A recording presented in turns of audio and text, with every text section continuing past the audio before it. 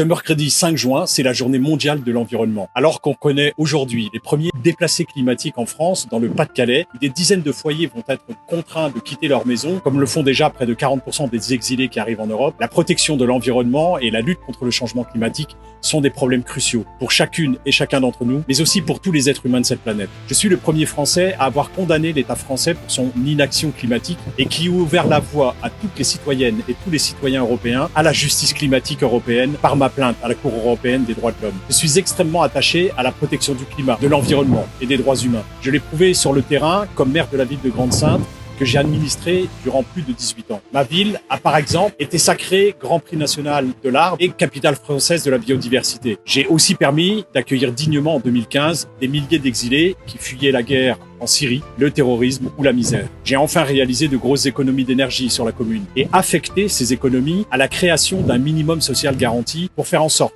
que plus personne ne vive sous le seuil de pauvreté dans ma ville. C'est bon pour la planète et c'est bon pour le pouvoir d'achat. Je suis un écologiste convaincu et tous ces combats environnementaux et pour les droits humains, j'entends encore les mener au Parlement européen durant les 5 années à venir.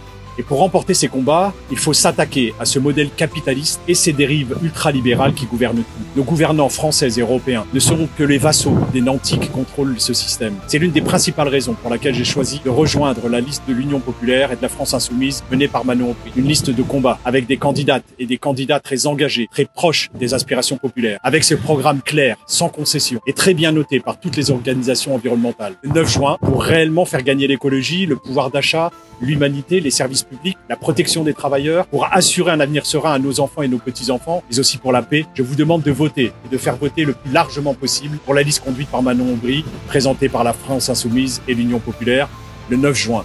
Donnez-nous la force de tout changer.